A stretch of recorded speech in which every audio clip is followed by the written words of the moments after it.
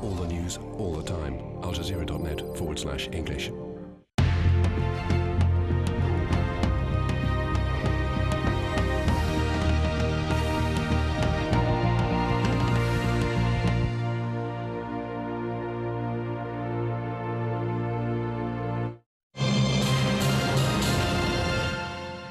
Welcome back, welcome back. Armenia is a small country in Southeast Europe which enjoys good relations with almost every country in the world, except for its immediate neighbours, Turkey and Azerbaijan. Relations between Armenia and Turkey exist under the shadow of the mass murder of Armenians in eastern Turkey during World War I, when an estimated 1 million Armenians died. The Armenians said it was genocide, the Turks said it was part of World War I. For almost a century, the countries maintained no diplomatic ties, but in October of last year, the Armenian and Turkish foreign ministers met in Switzerland and signed 2 protocols to set up relations, open their common border, closed since 1993, and begin addressing the painful disputes that divide them. Well, I'm joined now by the President of Armenia, Sezh Sargsyan. Mr. President, after these protocols have actually been ratified, which they haven't been yet, but when they've been ratified by both sides, what next? What then will be the thing which, to quote the movies, what's the happy ending you'd be looking for? The protocols are currently in the office of the Armenian president.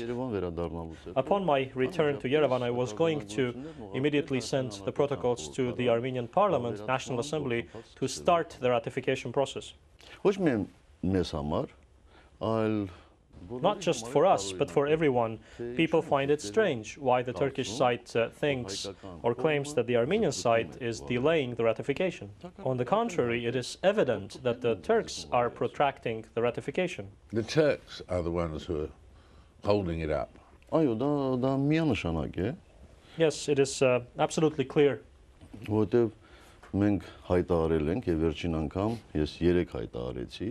We have been declaring this repeatedly, and I even made the statement, I reiterated the statement yesterday, and I said that as the political leader of the parliamentary majority party, I preclude any failure by the Armenian parliament to ratify the protocols, provided that the Turks ratify the protocols.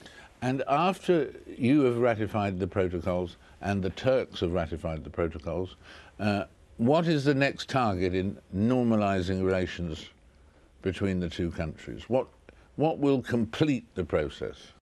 Upon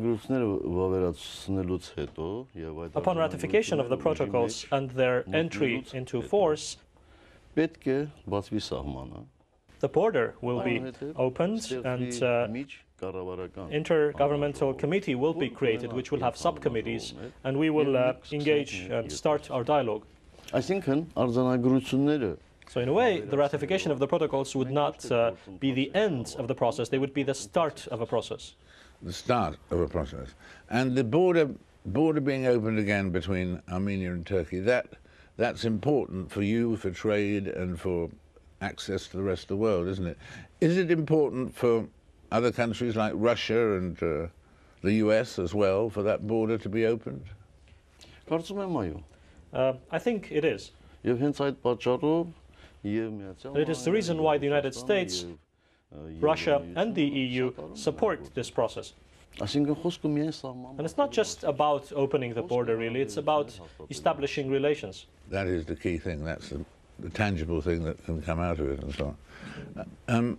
Do you plan to expand your relations with Russia and the United States? I mean, as you are between the two worlds? Indeed, we have a good relationship with Russia. We are strategic partners. We are represented in the same institutions, in many of the same institutions, and our relationship with Russia is deepening. And we have a good relationship with the United States. Many Armenians live in the US, and they act as a natural bridge for further deepening the relations between Armenia and the US. For us, the optimal situation is when There's a good relationship between Russia and the US. And one thing in terms of the sorting out of the differences between the two, you rightly say about the number of Armenians in the United States, but what about all over the world? About at least 1 million, and leaving 2 million behind. 1 million Armenians are said to have left the country to make a new beginning. Is there any way you can stop that, or is there any way you can attract them back, or do they send their money to their families in Armenia? Indeed, there is support from Armenians that left Armenia after Armenia gained independence, and they support their relatives, and thereby they support the Armenian economy. But also Armenians that fled from the genocide and became world scattered as a consequence of the genocide are also supporting Armenia, and so all Armenians in the world are in a way supporting Armenia. We estimate that about 10 million Armenians live worldwide, of which only about 3 million live in Armenia. We would be only happy if the remaining 7 million return to Armenia as well. Yeah. We understand it's not too likely for this to happen. But our aim is that at least all those people that were born in Armenia return to Armenia.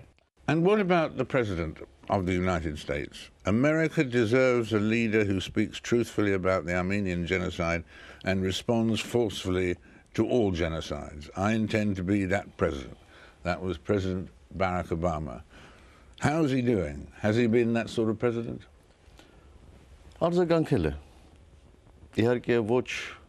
He has indeed spoken about it. He has responded, he has reacted to it, but not at the same scope at which he spoke about it when he was not president yet. But he has literally said also that he has not changed his opinion. Right, so you still have his tacit support, basically. Well, you see, if pronouncing the word genocide or speaking of the genocide is support, then you could say so. But I believe, and I think it's about recognizing the justice and being truthful and saying what the truth is. That's what you'd like him to say? Certainly. Yeah. Well, that's very interesting.